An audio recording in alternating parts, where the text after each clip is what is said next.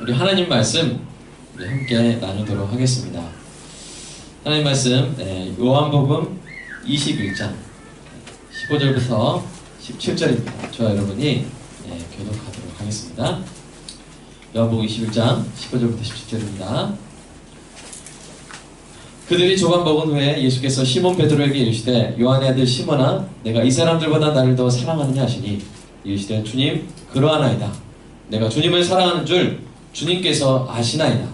이르시되 내 어린 양을 먹이라 하시고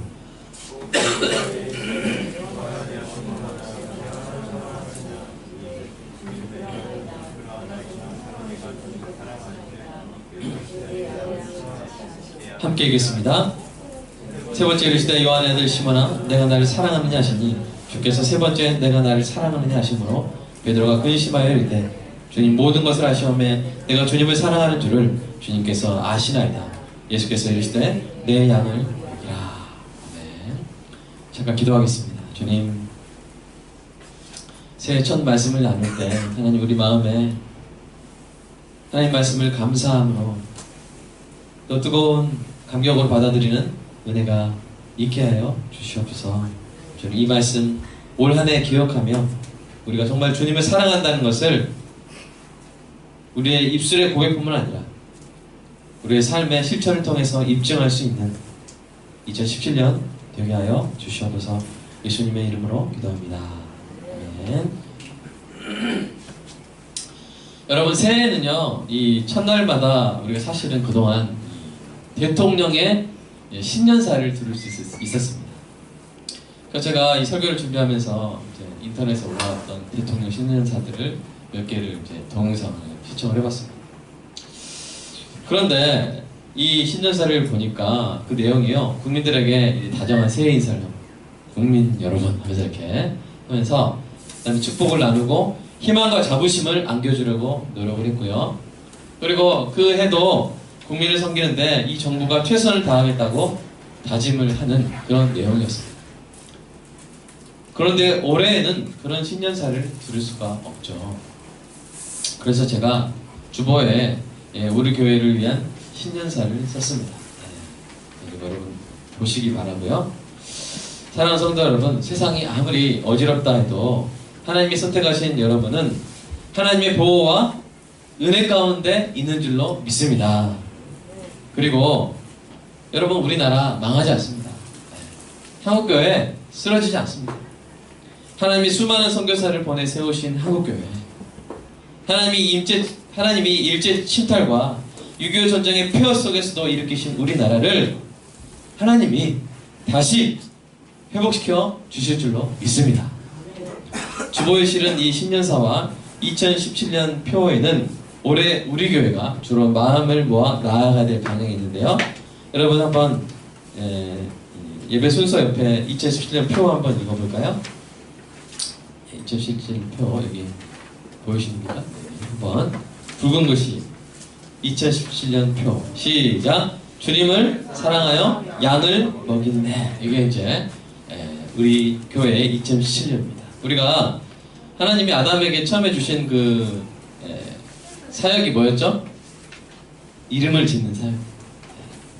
비록 아담이 타락하여 그 후로 그 사역을 잘 감당했는지 모르겠지만 우리가 이제 예수 그리스도 안에서 회복됐잖아요. 그러니까 우리 여전히 지금도 뭐 합니까? 이름을 짓죠.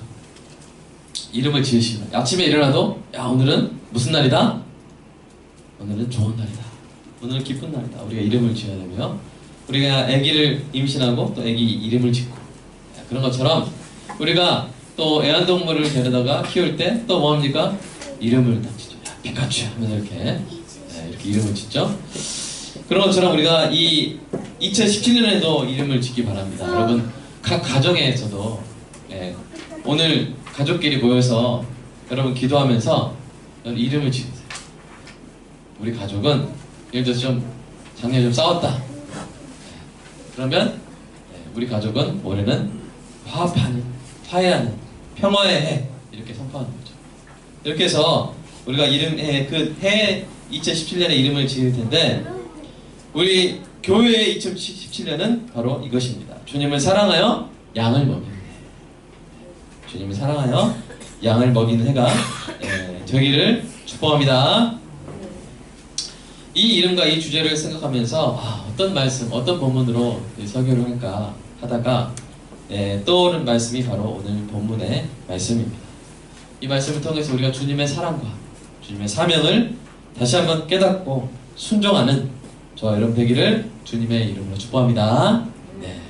14절에 의하면 14절 보십시오. 이 십자가의 죽음 후에 무덤에서 부활하신 주님이 제자들 앞에 지금 세 번째로 나타나신 사건입니다. 세 번째로 예수님은 밤새도록 아무것도 잡지 못한 제자들에게 그물을 배 오른편에 던지라고 하셨습니다. 그 말대로 한 제자들이 그 그물에 물고기가 엄청나게 많이 잡힌 거예요. 그 순간 요한이 뭐라고 했습니까? 주님이다! 주님이다! 라고 외쳤고 그 말을 들은 베드로는 배가 물가에 닿기도 전에 배에서 막 뛰어내려가지고 주님을 향해서 막 헤엄쳐서 막 달려갔습니다. 제가 이제 그 해변가에 가봤어요.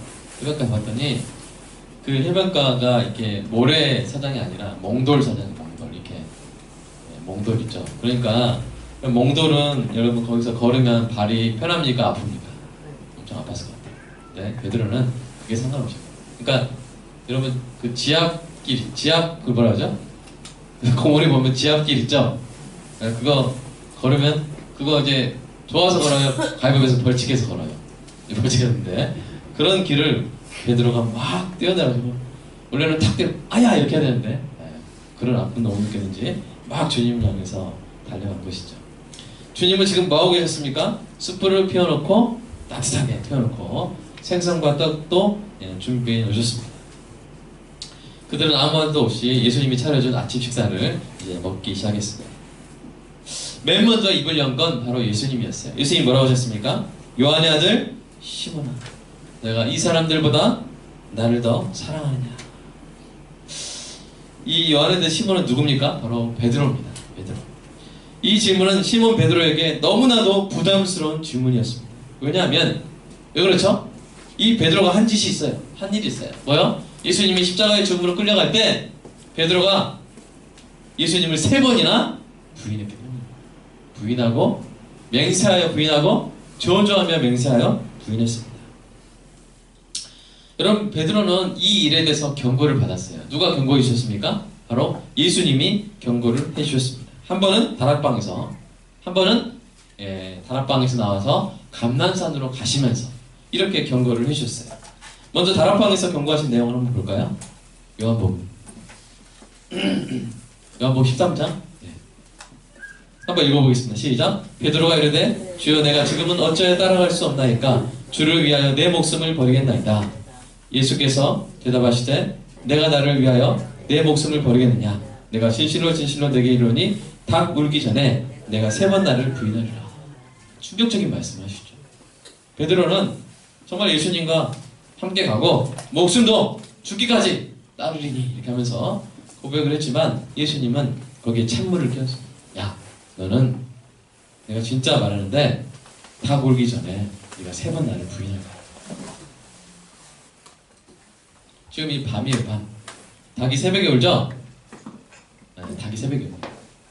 그러니까 지금 예를 들어서 지금 9시나 이때면 닭이 새벽에 울면 한 5시 울면 지금 몇 시간 안에 네가 나를 지금 이렇게 네가 나를 죽는 데까지 따라가게 해놓고 몇 시간 안에 네가 나를 배신할 것이다. 이 말씀을 경고를 하신 거예요. 경고뿐만 아니라 당부의 말씀도 하셨어요. 누가복음 말씀 볼까요? 누가복음 시작. 시몬아 시몬아 보라 사탄이 너를 밀가부르듯 하려고 요구하였으나 그러나 내가 너를 위하여 내 믿음이 떨어지지 않기를 기도하였노니 너는 돌이킨 후에 내 형제를 굳게 하라. 그가 말하되 주여 내가 주와 함께 오게도 죽는 데에도 가기를 각오하였나이다. 이르시되 베드로야 내가 내게 말하노니 오늘 닭 울기 전에 내가 3번 나를 모른다 부인하리라 하시니라. 그래서 청문회 보시죠. 보시죠. 그 석주? 네. 석주는 제가 물어보겠습니다. 석주 아닌가요? 예? 석규. 예. 석규는 최순실을 압니까? 알아요? 네. 방송을 통해서 아는 거죠. 개인적으로 아는 건 아니죠. 우리가 청문회 보면 요새 참 모른다 이런 게 많죠. 네. 왜 모른다 그래요? 알면서도 모른다는 거죠. 거짓말하는 거죠. 자기들이 궁지에 빠지지 않으려고 그렇게 하는 거죠. 그런데 베드로는 지금 최순실을 모른다고 하는 게 아니라 누구를 모른다는 거예요? 예수님을 모른다는 거예요. 최순실과 예수님은 정반대입니다. 예수님은 정말 죄가 없으신 분이죠. 그런데 베드로는 마치 김기춘처럼 그렇게 하는 거예요. 얼마나 부끄러운 모습이에요. 그것을 네가 할 것이다. 네가 나를 부인할 것이다. 네가 나를 버리고 스스로 살기 위해서 나를 부인할 것이다. 이렇게 말씀하신 거예요. 근데 베드로가 마음을 바꾸지 않아요. 아니요, 저는 안 그럴 거예요. 예수님이 제자들과 함께 감난산으로 가시면서 제자들에게 모두 경고하세요.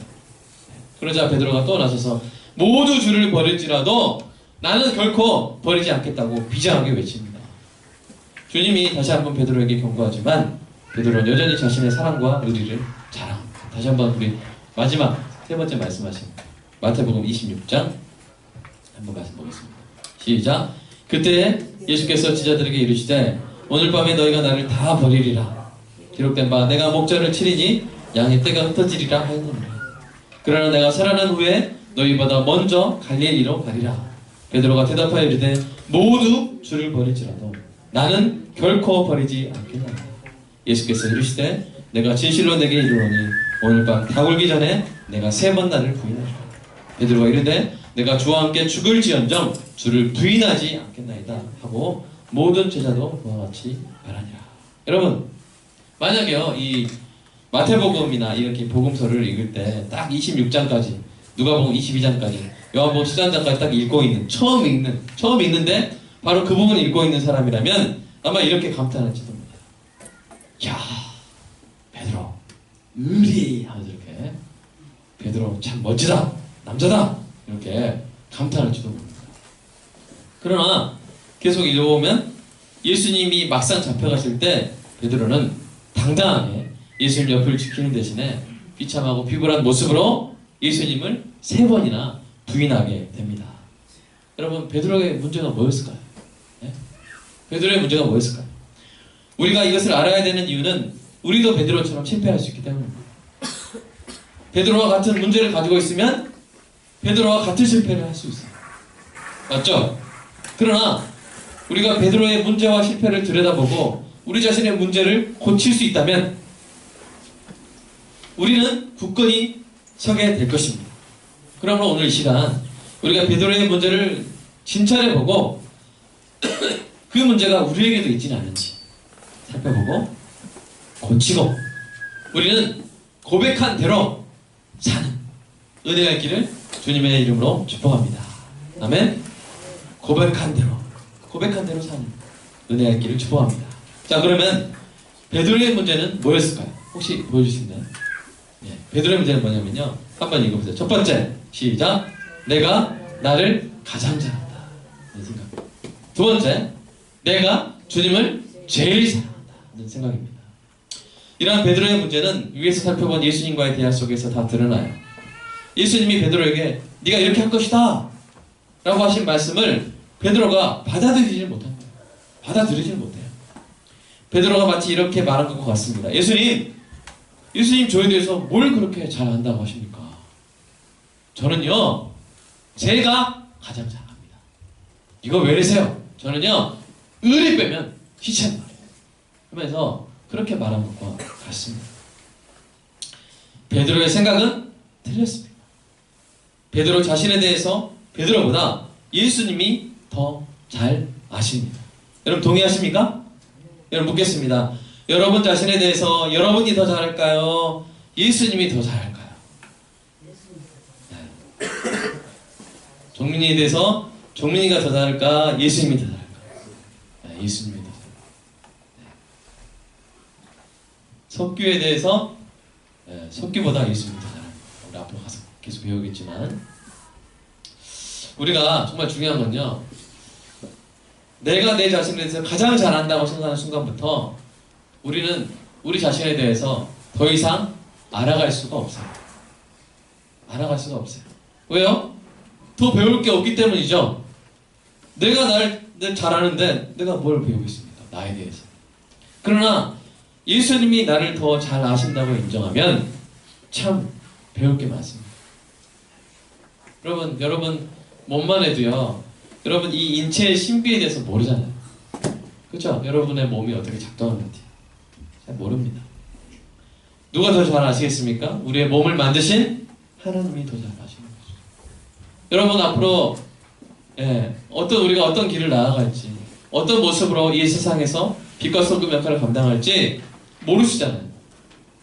그렇죠? 예수님은 아십니다. 저와 여러분의 앞길을 인도하시는 예수님은 아십니다. 여러분 때로 그럴 때 있어요. 우리 특히 자매님들이 그럴 때 있어요. 기분이 안 좋아요. 근데 문제는 뭐냐면 왜 안 좋은지 모르겠죠. 좋은 비자매 예를 들어서 이렇게 임신하다 보면 기분이 안 좋을 때 있어요. 우리 또 자매님들 특별히 그래서 이제 연애할 때 많이 싸우죠. 네? 여자친구 보니까 기분이 안 좋아요. 근데 이유를 모르겠는 거예요. 그래서 물어보면 자기도 그래서 대책이 없어요. 네. 그래서 그때는 어떻게 해줘야 됩니까? 우리 문재 목사님 그때는 어떻게 해줘야 돼요? 그냥 계속 기다려줘야 되죠? 네, 그래 막 성질내면 다 받아주고 그렇게 계속 혼나고 그렇게 기다려주면 되는데 또 그걸 모르는 형제들은 그걸 못 참고 막 싸워요. 자기한테 무슨 문제가 있다고 생각하고 막 자기 이것 때문에 그러냐고 막 해서 싸움이 커지죠. 여러분 우리는 우리 자신에 대해서 사실 잘 모르는 부분이 많습니다. 인정하시기 바랍니다. 아멘. 누가 더 잘 아세요? 예수님이 더 잘 아세요. 예수님. 그래서 예수님이 나를 더 잘 아신다고 인정하면 그때부터는 배울 게 많아집니다. 나에 대해서. 성경은 내 자신이 어떤 존재인지에 대한 귀한 지식으로 가득 차 있어요. 예를 들어서 우리 고린도후서 4장 7절 볼까요? 한번 읽어보겠습니다. 시작.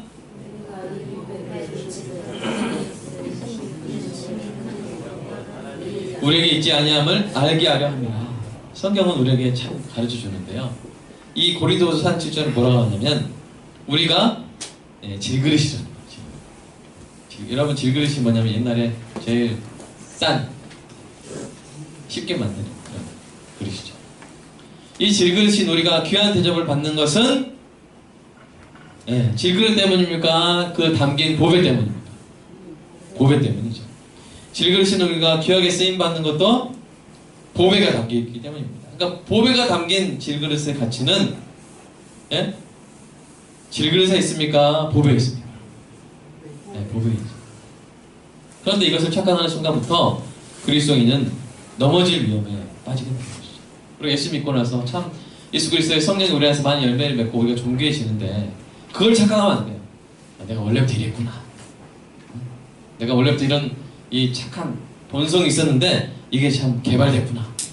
그러면 넘어질 수가 있습니다.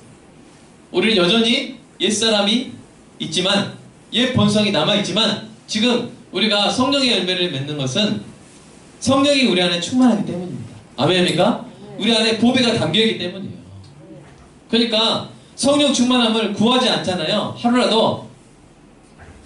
그래서 성령이 내 안에 충만하지 않으면 어떻게 됩니까? 다시 10년 전, 20년 전 신앙생활 시작할 때 그 성질이 나오고 그 욕이 나오고 그 결점이 막 다 드러나는 거예요. 여러분 우리는 보배가 담긴 질그릇입니다. 아멘?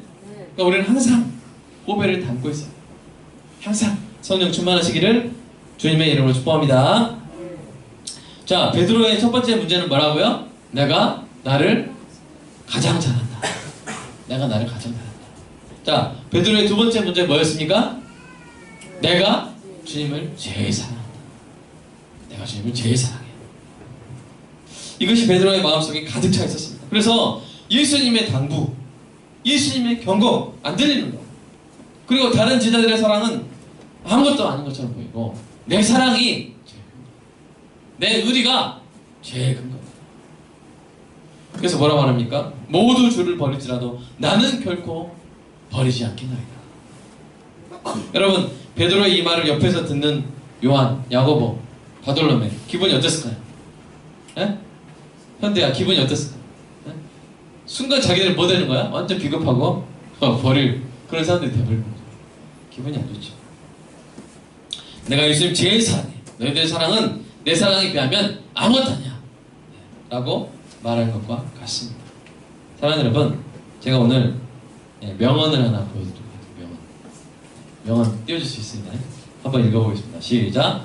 주님을 향한 자신의 사랑에 집중하는 사람은 넘어지지만 자신을 향한 주님의 사랑에 집중하는 사람은 일어납니다. 제가 이 주제로 한번 더 설교하도록 하겠습니다. 우리가 주님을 향한 내 사랑에 집중하면 자랑하게 되고 과신하게 되고 교만하게 돼요. 그래서 교회를 섬기는데 교회를 10년, 20년 섬겼단 말이에요. 식당 공사를 했단 말이에요. 내가 한 것, 내가 주님을 섬긴 것, 나의 사랑, 이걸 강조하게 되면 두 가지 문제가 발생합니다. 하나님이 예를 들어서 기도했는데 응답을 안 해주셨어요? 늦게 해주셨어요? 그럼 어떤 마음이 들어요? 주님, 제가 이렇게 주님을 사랑했는데 주님은 저한테 이거 주님 저한테 지금 해주시는 게 이거예요? 이게 주님의 대가입니까? 또 교회에서 예를 들어서 그분을 뭐 이렇게 섭섭하게 했거나 그렇게 느껴지는 그런 일이 있을 때 교회가 이제 나를 버리는구나. 내가 이렇게 교회를 사랑해요. 그러면요 우리가 뭐 하기 싫어요? 쉬워요? 실족하기 쉬워요. 넘어지기 쉬워요. 삐지기 쉬워요. 마음 상하기 쉬워요. 상처받기 쉬워요. 여러분 제가 여러분 이제 3월 3일부터 지금까지 참 은혜의 시간들 아니었습니까? 작년에 이름이 뭐였어요? 작년에 이름이 뭐였습니까? 주님이 예비한 것을 누리고 그 주님을 예비하는, 예비하신 주님을 예비하는 그런 해였죠. 그렇죠? 우리 누렸습니다. 근데 제가 예를 들어서 작년에 내가 하나 이렇게 섬기고 이렇게 섬겼는데 주님 이렇게 빈자리가 좀 있지 않습니까? 지금 이게 뭡니까? 그래서 제가 저의 어떤 그런 사랑에 막 집중하면 넘어지기 쉬워요. 강단에서 막 넘어질 수도 있겠죠. 그러나 그게 아니라 뭐예요? 주님의 사랑에 집중하는 거예요. 여러분 제가 다 말할 수 없어요. 저의 과도, 저의 부족함, 저의 죄를 다 말할 수 없어요. 주님은 다 아시죠. 근데 지금 뭐하고 있는 거예요? 제가 지금 뭐하고 있어요? 설교하고 하나님의 거룩한 말씀을 주님의 양들에게 먹이는 일을 주님이 지금 계속 하실 수 있도록 저를 살려주시고 써주시는 거예요. 이게 얼마나 놀라운 하나님의 사랑입니까? 이 사랑에 집중하면 제가 넘어질 일이 없어요. 왜 그래요? 여러분 자세히 보십시오. 제 발 밑을 자세히 보십시오. 사실 지금 저는 바닥에 붙어있지 않습니다. 아주 미세하게 떠있어요. 왜요? 주님의 사랑이 저를 붙들고 있어요. 주님의 사랑이 저를 붙들고 있기 때문에 제 어깨를 지금 붙들고 있어요. 살짝 올라가 보이시나요? 그래서 저는 넘어질 일이 없어요. 왜요? 제 사랑에 기대서 이 땅을 걷는 게 아니라 나를 위해 자기 몸을 버리사 십자가를 지시고 부족한 저를 아직도 버리지 아니하시고 재활용에 재활용을 하셔서 끝까지 사용하시는, 끝까지 사랑하시는 그 주님의 사랑에 붙들려가지고 제가 지금 공중에 떠다니는 것입니다. 자, 저처럼 공중에 떠다니실 분 아멘. 네, 주님의 사랑에 집중하면 우리 어려운 것이죠. 사랑하는 여러분, 그런데요 베드로는 누구의 사랑에 집중했어요? 주님을 향한 자기의 사랑에 집중했어요. 그러니까 넘어진 거예요. 그 위기의 순간에 예수님을 버리고 3번이나 부인하면서 그 베드로의 문제들이 샅샅이 낱낱이 다 드러난 것입니다. 그러니 예수님이 부활하셔서 죄들에게 나타나셨을 때 베드로의 그 마음이 주님을 볼 때마다 얼마나 아팠을까요? 여러분 그동안 베드로가 얼마나 나섰습니까? 아주 그냥 대답도 잘했죠. 시원시원하게. 사람들이 나를 누구라 생각하느냐? 너희는 나를 누구라 생각하느냐? 저는 그리스도의 살아계신 하나님의 아들이소서리다. 이렇게 하면서 뭐 할 때마다 예수님이 바다 위를 걸어오시니까 베드로가 다른 제자들은 가만히 있는데 보면 혼자 막 뒤져. 주님 저도 걷게 해주세요. 그래가지고 좀 끝까지 걸었으면 좋겠는데 또 빠지고 이렇게 밑백해치는 그런 캐릭터입니다. 그런데 이 베드로가 얼마나 마음이 아팠을까. 내가 수제자인지 알았는데 제일 예수님을 비참한 모습으로 부인했잖아. 아마 풀이 죽어도 팍 죽어 있었을 것입니다. 혹시 이런 생각을 했을 수도 있죠. 제가 깊이 이 베드로의 마음에 감정이입을 해봤습니다. 아마 이런 마음이 들지 않았을까 생각합니다. 이제 난 더 이상 예수님의 신임을 받지 못할 것이 뻔해. 나는 앞으로 예수님의 제자로서의 사역을 직접 감당하기보다는 물고기를 계속 잡아서 후원을 해주는, 후원하는 그런 역할을 해야겠다. 나 같은 게 무슨 사람 낚는 엄격이겠어. 물고기나 잘 낚아야지. 아까는 예수님이 너무 반가워서 또 튀는 모습을 보였지만 이제부터라도 좀 요한의 등 뒤에 숨어가지고 조용히 묻어가야겠다. 아마 그런 생각을 했을 가능성이 상당히 큽니다. 아마도 그런 생각으로 요한의 등 뒤에서 웅크리고 있었을 그런 베드로. 그런데 예수님이 그런 베드로를 콕 집어서 지목을 하신 거예요. 예수님의 질문이 날카로운 비수처럼 베드로의 가슴을 찔러왔습니다. 여러분 15절 보십시오. 예수님 뭐라고 질문하십니까? 요한의 아들 시몬아, 내가 이 사람들보다 나를 더 사랑하느냐? 여러분 베드로가 얼마나 부담스러웠을까요? 여기서 이 사람들보다라는 표현은요 문법적으로 다른 해석이 가능합니다. 여러분 이분 설교를 많이 들어봤을 거예요. 그러나 문맥에 맞게 해석하면 이겁니다. 요한의 아들 시몬아, 다른 사람들이 나를 사랑하는 것보다 네가 가장 나를 더 사랑하느냐 이 뜻이에요.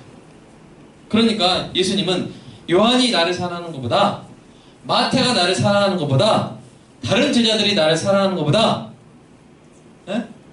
도영이가 나를 사랑하는 것보다 네가 나를 가장 크게 사랑하느냐? 라고 베드로에게 예수님이 묻고 계신 거예요. 여러분 이러한 예수님의 질문이 베드로에게 얼마나 부담스러웠을까요?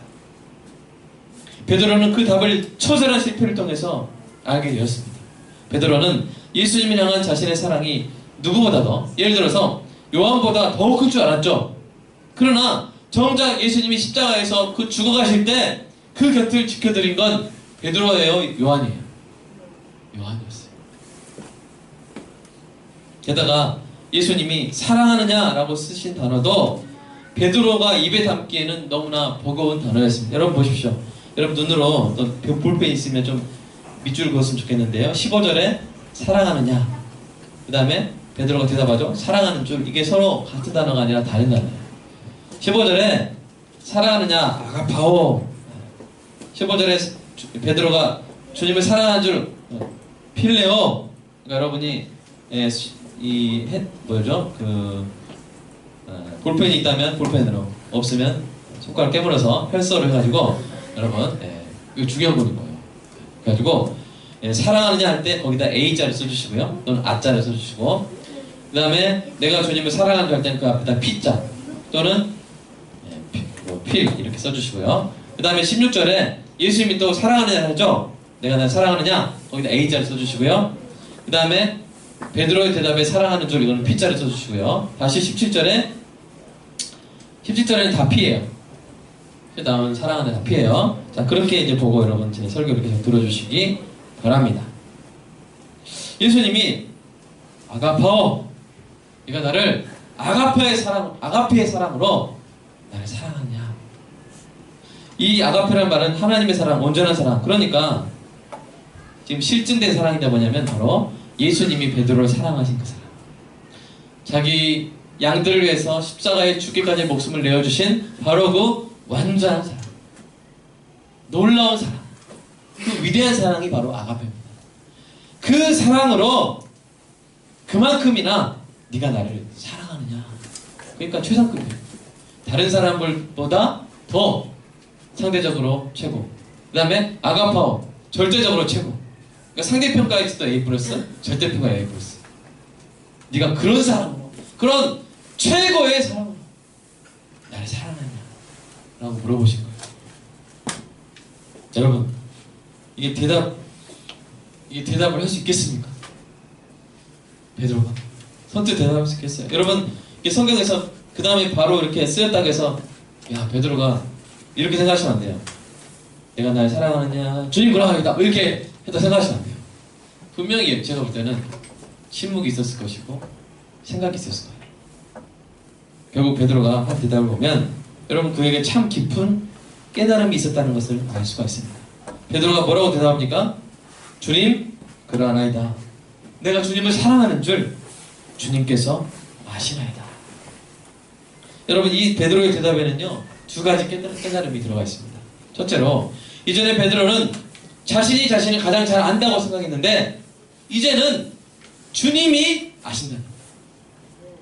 주님이 아신다. 그래서 내가 주님을 사랑하는 줄 제가 압니다 이렇게 대답한 게 아니라 내가 주님을 사랑하는 줄 누가 아신다고요? 주님이 아십니다. 주님이 아십니다. 둘째로 주님을 향한 자신의 사랑이 보잘것없음을 깨달았습니다. 그래서 그러한 깨달음은 베드로가 주님을 사랑한다고 할 때 그 쓴 동사에서 드러나는데요. 예수님은 아가파오 하느냐? 아가페의 사랑으로 사랑하느냐? 물어봤는데 이 베드로는 필로스의 사랑으로 사랑합니다. 필레오를 필로스 뭐냐면 인간적인 사랑. 기껏해야 우정 그런 거 우정. 저는 좀 극단적으로 번역하면 예수님은 사랑하느냐 물어봤는데 베드로는 제가 주님을 좋아하는 줄 또는 존경하는 줄 주님께서 아시나이다. 네, 좀 슬프죠? 그렇죠? 여러분 어떤 연애 드라마에 네? 남자 주인공을 사랑해 했는데 여자 주인공은 그 말 못합니다. 아, 좋아해 이렇게 하면 되게 슬프잖아요. 그런 것처럼 베드로는 그런 느낌으로 말하고 있는 거예요. 똑같은 동사가 아닙니다. 우리나라 말로 똑같지만 왜 그렇게 말했습니까? 그렇게 제가 주님을 사랑하는지를 못한다는 것은 제가 경험했기 때문입니다. 주님, 저는 기껏해야 주님 좋아합니다. 주님, 제가 무슨 주님의 그 크신 사랑으로 주님을 사랑할 수 있겠습니까? 제 사랑은 그저 인간적인 연약한 사랑에 불과하다는 것을 주님 아시지 않습니까? 그런 인간적인 사랑으로 주님 사랑합니다. 베드로는 깨달은 것이죠. 자기가 자기를 가장 잘 아는 것도 아니고 자기 사랑이 그다지 큰 사랑도 아님을 깨달았습니다. 여러분 여기서 우리가 가슴에 손을 얹고 우리도 한번 생각을 해봐야 돼요. 옆에 분한테 물어보세요. 당신은 주님을 아가페의 사랑으로 사랑하고 있습니까? 물어보세요. 눈빛으로 물어보세요. 대답해보세요. 쉬워요? 어려워요? 쉬워요. 어려워요. 원래 주일날 막 성령 받고 막 충만하죠? 근데 월요일부터 어떻게 됩니까 당장? 마음이 딱 심어서. 그러니까 우리가 사실 주중 예배를 잘 드려야 돼요. 주중 예배를, 수요 예배, 금요 예배를 다 드려야 돼요. 우리 주님을 향한 우리의 사랑은요 롤러코스터예요. 예? 롤러코스터. 주일날 휘 올라가요. 주일날 휘 와 주님 사랑합니다. 할렐루야. 찬양 예배 때 그걸 딱 치죠. 찬양 예배 근데 축도 받거나 집으로 가면서부터 운전하고 가는데 막 누가 끼어들고 주차 이상하고 막 그러면 그때부터 막 성질 나고 그다음에 TV 틀어서 막 이렇게 막 다른 거 딴 데 관심 갖고 하다 보면 우리 사랑 휘 떨어져요. 부부끼리 서로 싸우고 내가 너를 사랑한 것처럼 너희 서로 사랑을 했는데 다 잊어먹고 미워하고 싸우고 월요일날 완전히 그냥 월요병 하면서 막 이렇게 페이스북 보고 다른 거 보고 막 좋은 거만 사람들 누리고 또 정치인들 막 한번 보면서 마음 또 강팍해지고 되고 그렇게 수요일까지 꽤 떨어집니다. 계속 떨어지다가 또 수요 예배 딱 드리면 다시 휘 올라가고 예? 그러다가 목요일날 좀 버티다가 또 금요일날 확 떨어져가지고 금요일날 천부여 의지 없는 저를 붙들어 주십시오 하면서 또 기도하고 다시 토요일날 또 떨어졌다가 또 주일에 올라가죠. 근데 이 주중 예배도 안 드리면 어떻게 됩니까? 그냥 기가 막히게 계속 떨어지다가 다시 주일에 다시 올라가고 그러니까 여러분 주중 예배 못 오시면 큐티라도 하시고 기도라도 하시고 가족 예배를 드리시기를 주님의 이름으로 축복합니다. 우리가 가슴에 손을 얹고 생각해보면 우리 사랑이 보잘것없어요. 보잘것없어요. 만약 예수님의 이러한 질문을 하신 목적이 베드로에게 3번이나 예수님을 부인한 베드로의 오만과 교만을 지적하고 베드로를 공식적으로 수지자의 자리에서 파면시키는 것이었다면 예수님의 베드로 심판은 여기서 끝났을 것입니다. 예수님이 세상의 두목들처럼 행동했다면 위기의 순간에 자신을 배신했던 부하를 어떻게 하겠습니까? 여러분 영화 많이 보셨죠? 배신은 뭐다? 죽음이다. 조직의 쓴맛을 보게 되겠죠? 목사인 제 입으로 차마 묘사할 수 없는 처참하고 비참한 처벌이 베드로에게 주어졌을 것입니다. 그러나 예수님이 그날 계획하시고 그날 진행하신 것은 파면을 위한 심판이 아니라 재신임을 위한 임명식이었습니다. 베드로가 큰 실패를 통해 성숙했음을 우리에게 확인해 주신 예수님은 마침내 은혜로운 임명장을 베드로에게 수여하십니다. 뭐라고 말씀하십니까? 내 어린 양을 먹이라. 뒤에 예수님은 2번 양을 먹이라, 양을 치라, 양을 먹이라 하셨는데 양을 치라와 양을 먹이라는 그 동사는 언어로 다르긴 하지만 유사어예요. 그래서 먹이라는 뜻입니다. 그러면 왜 처음에는 어린 양이라고 하셨을까요? 저는 이 어린 양이라는 말에 예수님의 애틋한 감정이 들어가 있다고 봅니다. 우리도 그러잖아요. 예? 우리 어머니들 보시면요, 자녀가 막 20대, 30대 됐어도요, 뭐예요? 개예요, 강아지? 앞에 개는 농담입니다. 예. 우리 애기 잘 부탁한다. 이렇게 붙어가지 않습니까? 여러분, 예수님이 말씀하신 내 어린 양, 이 애틋함이 담긴 이 말은요, 바로 저와 여러분을 향한 말씀이실 줄로 믿습니다. 바로 저와 여러분을 생각하면서, 또 빛골 광교를 생각하면서 내 어린 양을 먹여라, 베드로야 라고 애틋하게 부탁을 하신 것이죠. 아마 저는요, 이 예수님의 임명장을 받고 베드로가 어안이 벙벙했을 것 같아요. 어안이 벙벙했을 것 같아요. 앞으로 조용히 살 작정했는데 조용히 살다가 구원만 받아도 다행이라고 생각했는데 그런 베드로에게 주님이 자신의 소중한 양을 부탁하시니 얼마나 황송했겠습니까? 이 베드로에게 예수님이 반복적으로 질문하십니다. 내가 나를 온전히 사랑하느냐? 베드로가 일관되게 대답하죠. 주님, 그렇습니다. 하지만 제 사랑이 인간적인 사랑에 불과함을 주님 아시지 않습니까? 예수님이 다시 명령하시죠. 내 양을 먹이라. 그리고 마침내 예수님이 3번째 질문하십니다. 3번 예수님을 부인한 베드로의 실패를 3번의 고백으로 뭐 하시는 거예요? 덮어주시는 겁니다. 그리고 예수님이 이번에는 베드로가 쓴 단어로 물어보십니다. 아까 저 17절에는 다 피라 그랬죠? 다 필로스예요. 그래, 예수님이 지금까지는 신적인 사랑으로, 온전한 사랑으로 내가 나를 사랑하느냐 물어보셨는데 이제 제일 마지막에는 어떻게 물어보시는 거예요? 그래, 그러면 네가 인간적으로 연약하지만 나를 사랑하느냐? 라고 물어보신 것이죠. 아직까지 예수님의 의도를 완전히 파악하지 못한 베드로는 여러분 보시면 17절에 근심하여라고 되어 있죠? 이 근심하여라는 말을 잘 해석하면 뭐냐면 슬픈 마음이라는 뜻입니다. 슬퍼하면서, 왜 슬프겠어요? 생각나는 거예요. 3번이나 이러시니까. 3번이나 내가 부인했던 그 과거가 생각나는 거예요. 그 과거가, 괴로운 과거가 치유되는 과정에서 슬픔을 느끼는 것입니다. 그래서 말하죠. 주님, 모든 것을 아시오매 내가 주님을 인간적으로 사랑하는 줄을 주님께서 아시나이다. 이렇게 대답을 한 것입니다. 그렇게 예수님 앞에서 마음껏 슬퍼한 후에 베드로의 마음에는 진정한 회복이 찾아왔을 것입니다. 그리고 예수님이 3번째로 명령하실 때 베드로는 마침내 그 자리가 파면을 위한 심판의 자리가 아니라 재신임을 위한 임명의 자리였음을, 임명식이었음을 깨닫게 되었을 것입니다. 네, 양을 먹이라. 베드로는 예수님이 승천한 후로부터 이 자신에게 양을 맡기신 목자장이신 예수님을 다시 만나 배울 날을 언제나 사모했습니다. 그 증거가 바로 베드로전서 5장 4절에 나오는데요. 베드로가 쓴 거죠. 시작. 그리하면 목자장이 나타나실 때 시들지 아니하는 영광의 관을 얻으리라. 베드로는 자기를 목자로 세우신 예수님을 뭐라고 불렀어요? 목자장. 그러면서 그 예수님의 나타나실 그날, 예수님의 배우실 그날을 사모한 거예요. 그러니까 일생의 목표가 하나로 압축된 거예요. 나는 지금부터 뭐 하는 사람이다? 양치는 사람이다. 내 인생은 지금부터 뭐 하는 인생이다? 양을 먹이는 인생이다. 여러분도 그렇습니다. 아멘?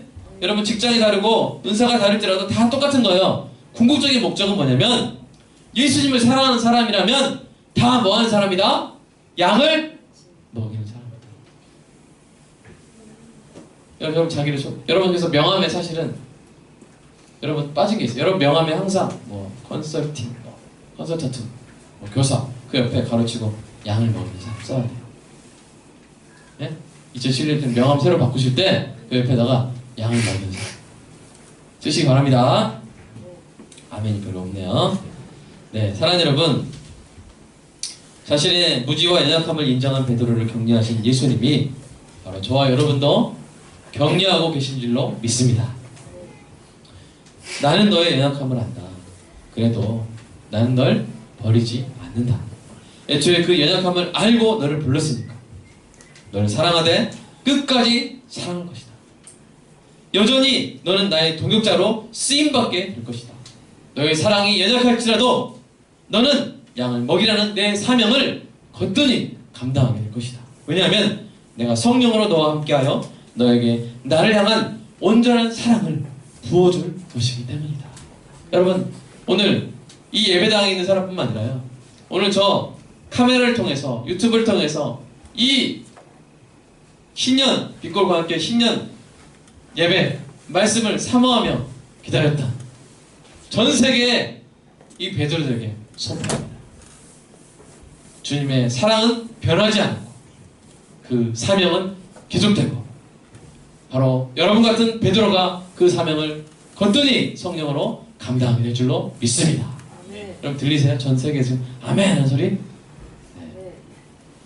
우리 그 말씀 한번 읽어볼까요? 그 근거가 되는 말씀들 요한복음 13장 1절 시작. 세상에 있는 자기 사람들을 사랑하시되 끝까지 사랑하십니다.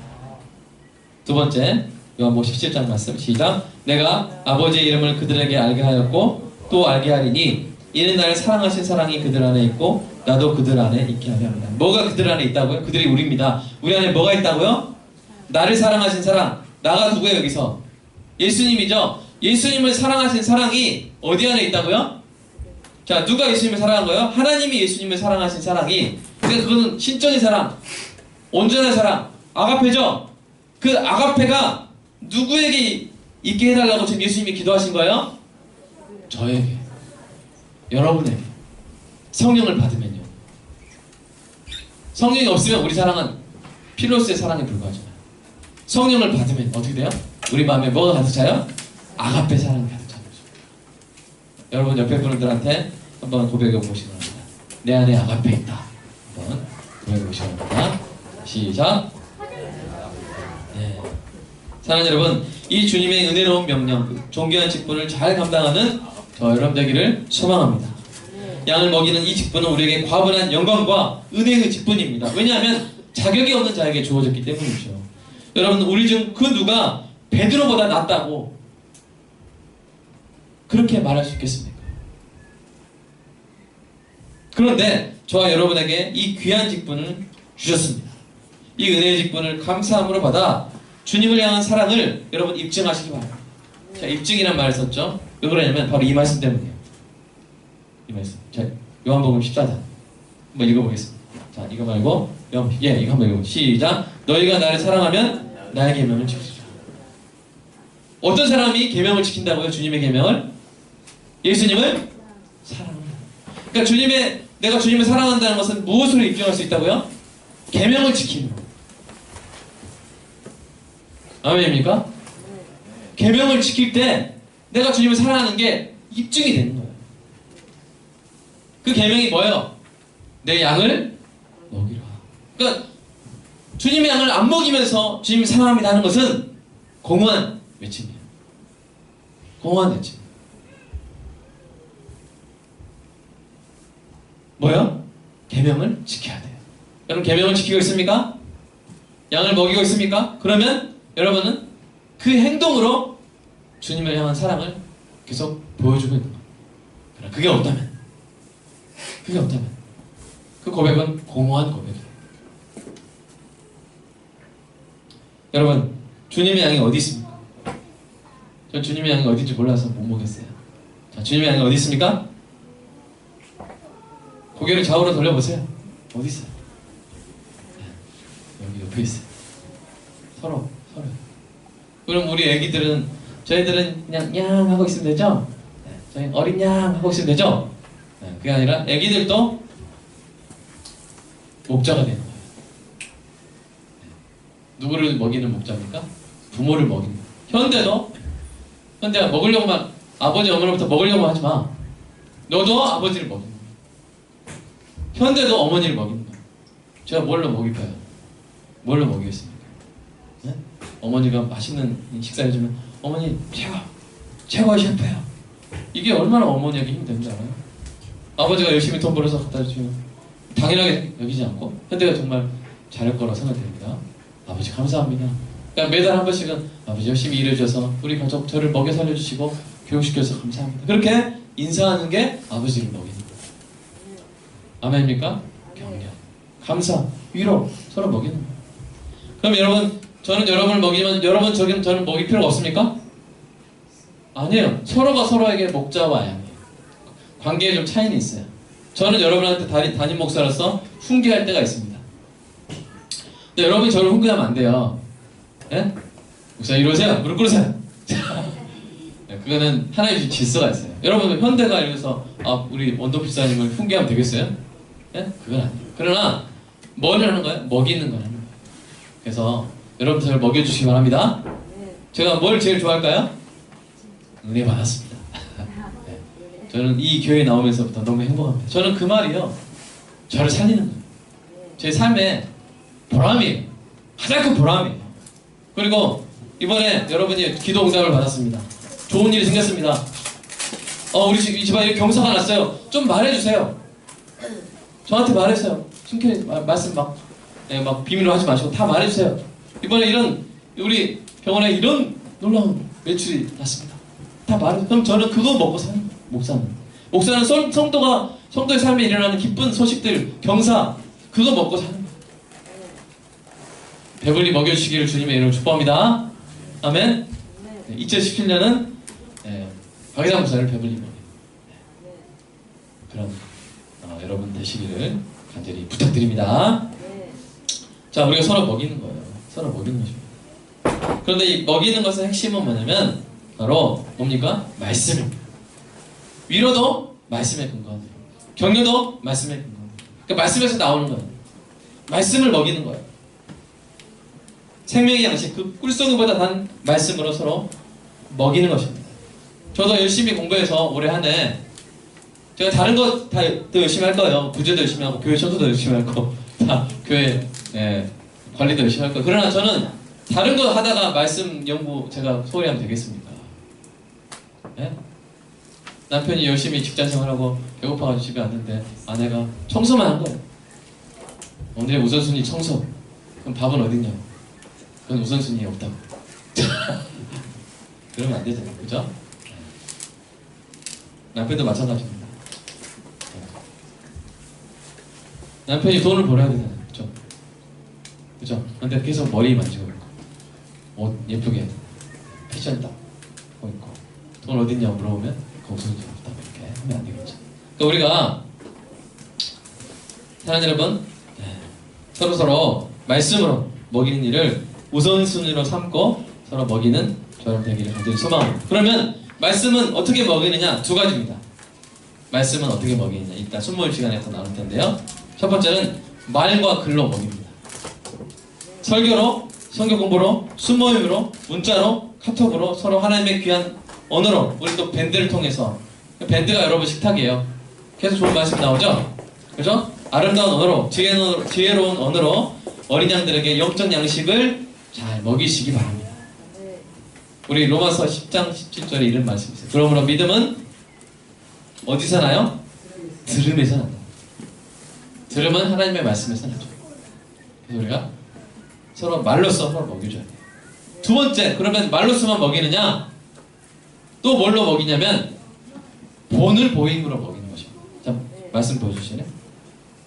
시작.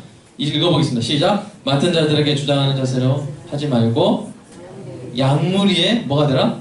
본이 되라.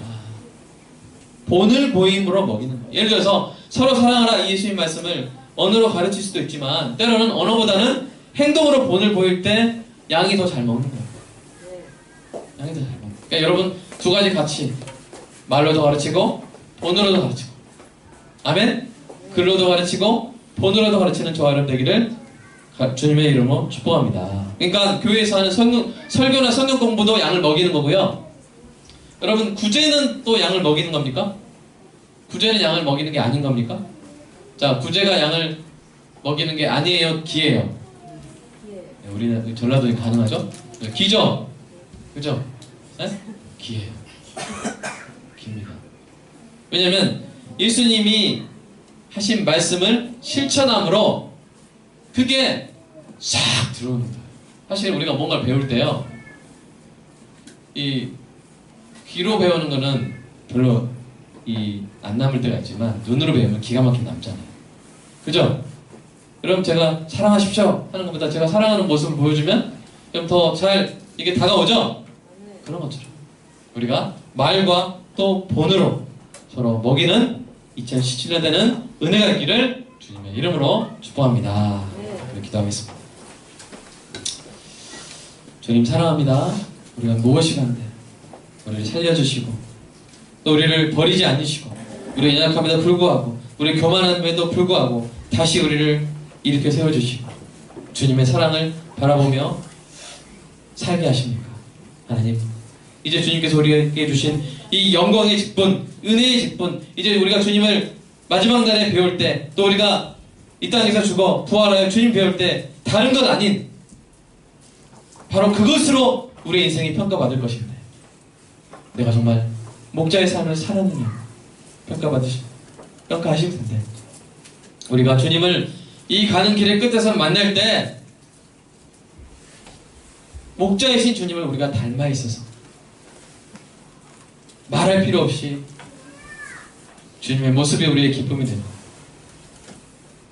우리의 모습이 주님께 보람이 되는 귀한 그 시간을 향하여 언제나 달려가는 우리의 성도들 모두 되게 하여 주시옵소서. 세상에 수많은 교회가 있지만 모든 교회가 양을 먹여야 되는 줄로 믿습니다. 우리 교회 양을 잘 먹이는 교회 되게 하여 주시옵소서.